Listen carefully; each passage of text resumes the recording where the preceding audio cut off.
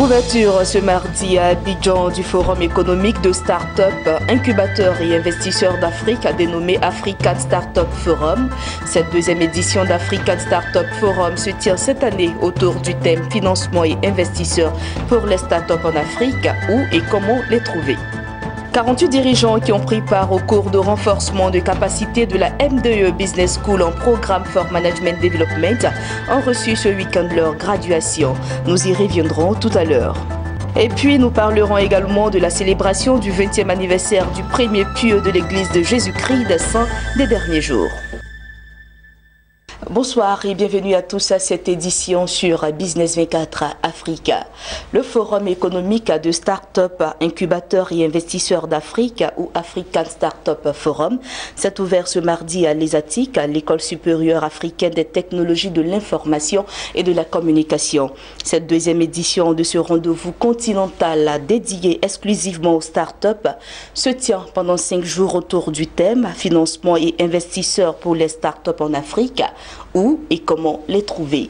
Les détails de la cérémonie d'ouverture avec Maxoubi, Ligno Gilbert et Sorochelina. Ces jeunes ont un rêve, voir leur projet se concrétiser et ils comptent bien les réaliser. Ils ont pris d'assaut la salle de conférence de l'École supérieure africaine des technologies de l'information et de la communication. Ils participent à la deuxième édition du Forum des startups, incubateurs et investisseurs d'Afrique ou encore appelé African Startup Forum, une plateforme de rencontres et d'échanges dont le thème est financement et investissement pour les startups en Afrique. Où et comment les trouver? Ce sujet important pour ces jeunes entrepreneurs animera pendant 5 jours ce forum qui leur est dédié. Tous les pays d'Afrique ont besoin de financement. Les startups ne sont pas en marge donc de ce besoin-là. Nous pensons que c'est une problématique importante et qu'elle peut aider justement les startups dont le financement tarde à se mettre en place dans nos pays d'Afrique à pouvoir elles-mêmes trouver en leur sein donc les mobilisations de ressources et de richesses qu'elles recherchent. Voilà, donc c'est pour ça que cette thématique pour nous elle a été très importante à mettre en avant et vous avez vu l'engouement qu'il y avait dans la salle justement parce que la question elle est importante, elle est primordiale. Un projet n'est viable que quand il y a des ressources pour le financer. Pourtant, la question du financement des startups est une plaie à l'écosystème entrepreneurial. Un avis partagé par les jeunes entrepreneurs présents à cette deuxième édition de l'African Startup Forum. Au-delà de pouvoir vendre un produit qui a été développé par une startup, l'idée aussi est de pouvoir faire des prestations pour d'autres entreprises, pour pouvoir ouvrir d'autres pôles de financement pour son entreprise. La compétence qui nous a permis de réaliser un projet, cette même compétence peut nous permettre au fait de faire une prestation pour une entreprise pour acquérir du financement sans attendre au fait forcément. Donc c'est une façon d'être en fait multisectorielle, on va dire, au-delà de son projet. Et puis militer ou sensibiliser aussi les entreprises qui existent déjà à coopérer avec les startups. La question du financement des startups est un sujet qui anime les chroniques. La délégation burkinabé présente à ce rendez-vous a partagé l'expérience du pays des hommes intègres. Des débats, conférences, ateliers, panels, tables rondes animeront ces 5 jours de rencontres. Le tout pour récompenser les meilleures startups par le prix de la meilleure startup africaine de l'année 2017. Ce week-end, 48 dirigeants d'entreprises ont reçu leur certificat de fin de formation en programme for Management Development au cours d'une cérémonie de graduation. Initiée par la MDE Business School en partenariat avec l'ISE Barcelone, cette formation permet à ses responsables de structures de développer leur vision globale de l'entreprise et leur rôle des leaders pour faire face à des problèmes de haute direction. C'était à l'auditorium de l'Institut français au Plateau. Marie-Josée Kwasi et Maruf Siri. Après 9 mois de cours d'Abidjan à Barcelone, en Espagne, le moment tant attendu est enfin arrivé pour ces 48 dirigeants d'entreprise de récolter le fruit de leur dur labeur. Devant parents, amis et connaissances, ces 48 dirigeants ont reçu leur certificat de fin de formation en programme for Management Development, PME, de la MDE Business School, faisant ainsi leur entrée dans le cercle select des alumni de la MDE Business School. Dakar et du diplôme d'ingénieur de technique commerciale, l'INSTEC Abidjan. Elle comptabilise 5 conseils. Elle est aujourd'hui directrice générale de la Nadisca, une société de distribution. Kadidio. Déjà participer à cette Executive Education, c'est déjà avoir une grosse expérience. Nous allons essayer de de jouer en la faveur de ce certificat, bien sûr en mettant toutes ces choses à l'œuvre de notre famille. Aujourd'hui, nous pensons à une formation et à aussi une progression dans la carrière un peu plus intéressante. Ce certificat viendra pour aiguiser notre acuité managériale et puis bien sûr voir un plus long terme. Cette graduation est pour nous quelque chose de symbolique et de très important parce que ça nous amène à changer notre façon de voir et de faire les choses. Désormais, c'est des choses qui seront faites dans les règles de l'art et tout ça, c'est au profit de nos différentes entreprises. Donc il est important de s'abreuver de cette connaissance pour pouvoir attaquer les défis de tous les jours. On est transformé, on est heureux parce qu'après 9 mois de formation intense, c'est comme un sacre de recevoir cette étole. C'est un signe distinctif qui dit qu'au niveau de la vie professionnelle et personnelle, il y a un accomplissement qui s'est fait. Et c'est une formation qui a été excellente. On a rencontré des personnes excellentes et j'encourage vivement toute personne qui a envie de faire cette formation à la faire. C'est beaucoup de travail déjà. On a eu pas mal de cas, on a acquis certaines connaissances qui nous permettent d'être appliquées immédiatement dans nos sociétés. Et voilà, là c'est la traduction de tout cet apprentissage-là qu'on doit maintenant matérialiser dans nos différentes vies professionnelles. J'ai eu la formation théorique pratique, mais j'ai eu aussi le réseau. Et le réseau, ce n'est pas seulement les 48 récipiendaires dans la promotion PMD 2017, mais c'est le réseau des alumni. Et comme beaucoup l'ont témoigné, tu as un problème d'électricité aujourd'hui, tu sais qui appeler. Tu as un problème dans une plantation, tu sais qui appeler. Ils ont des problèmes de téléphone, ils savent qui appeler et ainsi de suite. Le réseau, et ce n'est pas le réseau, qu'on fait beaucoup de choses, aussi bien pour nous, pour nos familles et pour l'avenir. Pour le premier responsable de la M2 Business School, cette formation en PMD va permettre à ses alumni non seulement de pouvoir mieux manager leurs entreprises, mais aussi de gérer au mieux leur vie de tous les jours. Lorsqu'on a déjà une bonne expérience professionnelle, donc on a certains acquis, on a un grand trésor que c'est l'expérience. Et lorsqu'on prend le temps après toutes ces années d'expérience, étudier et parcourir, disons, les fondamentaux de l'entreprise, on donne beaucoup plus de valeur à cette expérience qu'on a acquis pendant des années. On est capable d'appliquer cette sagesse, pas simplement dans ce qu'on fait tous les jours, mais dans tous les autres domaines de l'entreprise. Et aussi, il nous ouvre des horizons vers d'autres secteurs, parce que si on ne fait pas quelque chose, habituellement on est centré seulement dans notre métier, alors qu'on est capable d'agir et d'interagir avec des entreprises de beaucoup d'autres secteurs.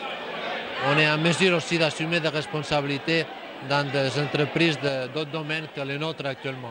La formation des alumni de la M2 Business School se fait en partenariat avec l'ISE Barcelone qui permet à ses cadres d'effectuer le déplacement en Espagne pour des séances de cours. Au niveau de l'ISE, nous sommes partenaires dans ce programme. Donc les participants ils passent la plupart du temps ici à Abidjan, à MDE, mais ils passent une semaine chez nous à Barcelone au cours du mois de juillet. C'est une visite où il y a beaucoup plus d'implication des professeurs des ISE pendant cette semaine-là. Mais dans tout le programme, on est présent avec des visites de professeurs et un cadre institutionnel où on est là, on donne beaucoup de support à l'école. Notons que ce programme est un standard international pour la formation des entrepreneurs et des managers qui souhaitent développer leur vision globale de l'entreprise et leur rôle de leader pour faire face à des problèmes de haute direction. Il a pour objectif, entre autres, de revoir leurs aptitudes de leadership et les outils de direction des entreprises, renforcer la capacité de gestion efficace des affaires orientées vers les résultats, mais aussi vers le développement des personnes, de l'entreprise et de la société.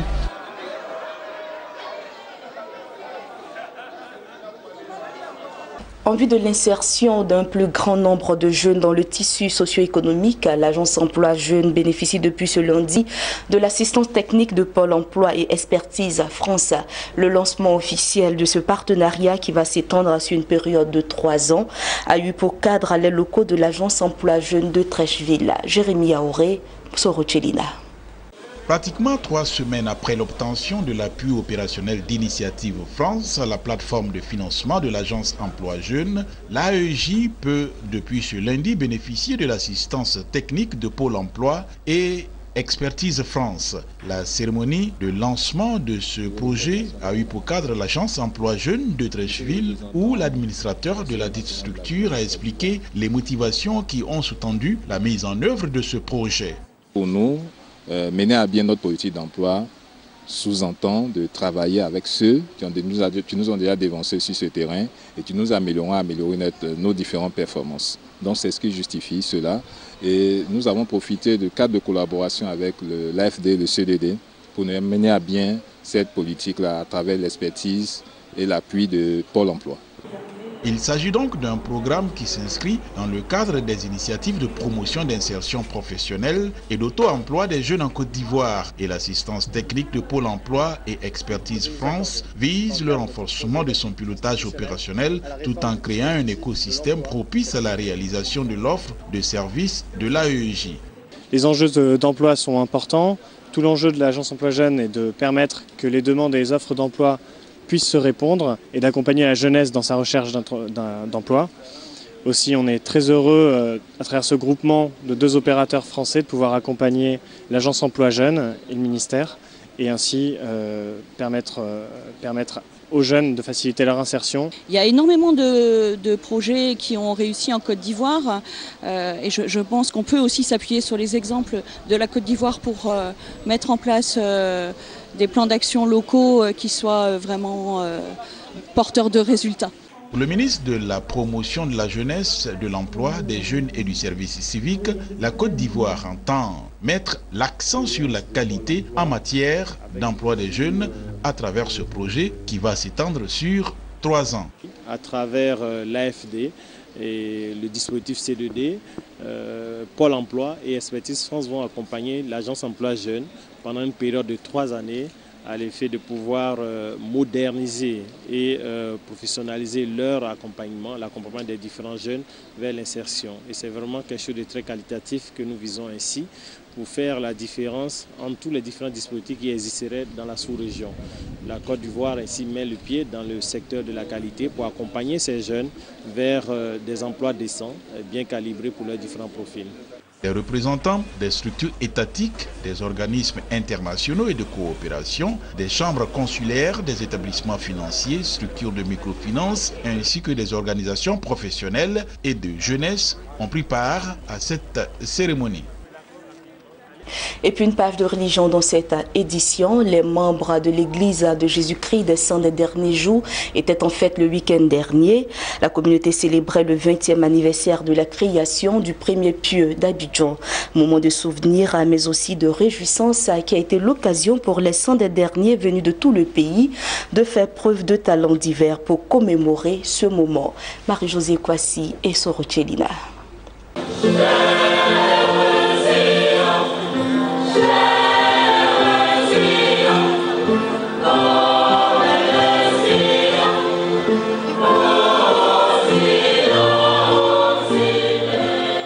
1997-2007.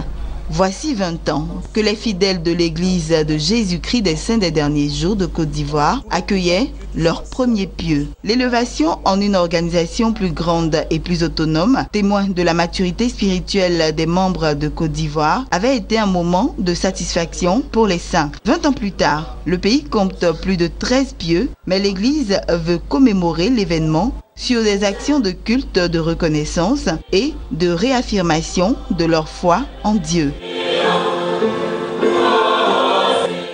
Journée de gratitude, de reconnaissance, de remerciement. En tout cas, tous nos élans, comme je l'ai dit tout à l'heure, s'élèvent vers les cieux pour remercier notre Père Céleste, pour remercier son Fils Jésus-Christ, remercier le Saint-Esprit. Voilà le premier sens. Le deuxième sens, c'est que c'est un moyen pour nous d'être ensemble. Vous avez vu tout le monde, ils sont venus de tous nos pieux, de divers horizons. Il faut dire que l'église de Jésus-Christ des Saints des derniers jours en Côte d'Ivoire se porte très bien. Plus de 50 000 membres qui sont éparpillés sur toute l'étendue du territoire. Et donc l'église est un peu partout en Côte d'Ivoire. Le message de Dieu. Et ce n'est pas changé pendant toutes les années. C'est d'avoir amour pour notre Dieu, premièrement. Et deuxièmement, pour avoir l'amour pour les autres. Les fidèles sont venus de toutes les contrées de la Côte d'Ivoire pour prendre part à la célébration du 20e anniversaire du premier pieux. La joie pour moi, parce que quand on retourne 20 ans en arrière, moi je suis membre depuis 92. 20 ans en arrière, nous n'étions pas nombreux comme ça. Mais le message de Jésus-Christ a pris. L'Église a apporté beaucoup à la population, ce qui surtout a permis de faire avancer l'œuvre. Parce que non seulement le côté spirituel, mais l'Église aussi s'est engagée à aider les membres sur le plan social, aider les enfants et même les familles à poursuivre des études et à acquérir des formations sur le plan professionnel pour pouvoir édifier les familles. Et nous disons toujours que l'Église est basée sur la famille. Plusieurs activités récréatives et artistiques ont meublé la commémoration du 20e anniversaire du premier pieux d'Abidjan des membres de l'Église de Jésus-Christ des Saints des derniers jours de Côte d'Ivoire. Dans le reste de l'actualité, l'île Maurice a lancé avec le soutien du Fonds vert pour le climat un projet de 191 millions de dollars dont l'objectif est de réduire les importations d'hydrocarbures du pays et d'accélérer sa mutation vers une économie bas carbone. Le projet devrait s'étendre sur 8 ans et participera à l'objectif énergétique du pays qui consiste à porter d'ici à 2025 la plupart du renouvelable dans le mix énergétique à 35% et de réduire les émissions de gaz à effet de serre à de 4,3 millions de tonnes. Et on termine avec cette information. Le ministre égyptien en charge du pétrole, Tarek El Amoula, a annoncé que la société publique égyptienne du pétrole va lancer avant la fin 2017 un appel d'offres à l'endroit des compagnies internationales pour l'acquisition de plusieurs blocs pétroliers en onshore. Une décision qui devrait aider le pays à définitivement tourner le dos aux importations d'énergie. Toujours pour la fin de cette année, le ministre a aussi annoncé l'entrée en service du méga projet gazier Zor situé dans la Méditerranée égyptienne. Voilà, c'est la fin de cette édition. Merci à tous de votre aimable attention.